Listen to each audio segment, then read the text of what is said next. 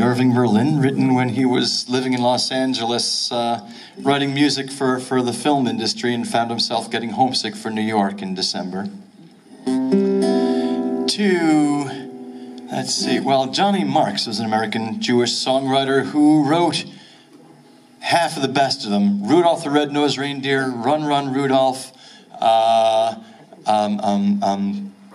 boy, and I'm blanking, but he wrote half a dozen Christmas, I think he wrote Frosty the Snowman also, all a Jewish songwriter in the 1950s. Rudolph the Red-Nosed Reindeer, by the way, the biggest hit of Gene Autry's career, even though it had nothing to do with a horse or cattle.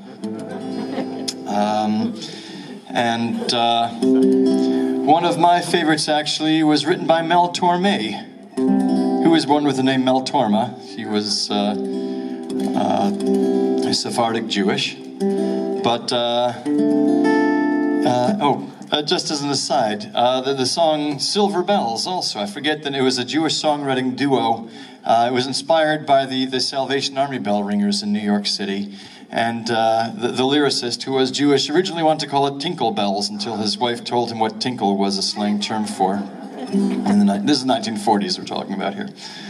But Mel Torme wrote this one. For many first and second generation Jewish immigrants, taking part in Christmas was part of becoming an American. And whereas their parents might have remembered Christmas as being a time of fear in Russia or Poland, a time of pogroms, a time of anti-Jewish riots, a time of keeping your head down, in the big cities in America especially, New York, Boston, Philadelphia, Christmas was a time that people were happy, they were in a good mood. And it's true of immigrants today, too. Someone was just telling me her doctor, who is from India, and his wife got married. The first thing his wife wanted to do was celebrate Christmas like an American, and they were Hindu.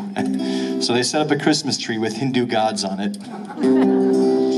So for them, taking part in Christmas music was part of saying, yes, I'm an American too, and this is part of American culture I can participate in. So as a contrast to the Christmas carols, there are songs about more the lighter side of Christmas.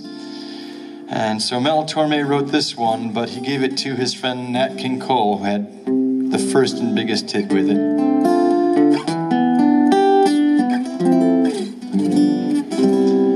Chestnuts roasting on an open fire, Jack Frost nipping at your nose, Yuletide carols being sung by a choir, and folks dressed up like Eskimos.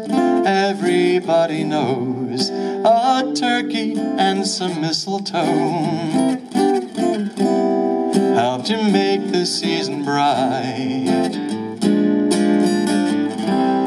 Tiny tots with their eyes all aglow will find it hard to sleep tonight. They know that Santa's on his way. He's got lots of toys and goodies on his sleigh, and every mother's child is gonna spy, see if reindeer really know how to fly. And so I'm offering this simple phrase to kids from 1 to 92. Although it's been said many times, many ways, Merry Christmas to you.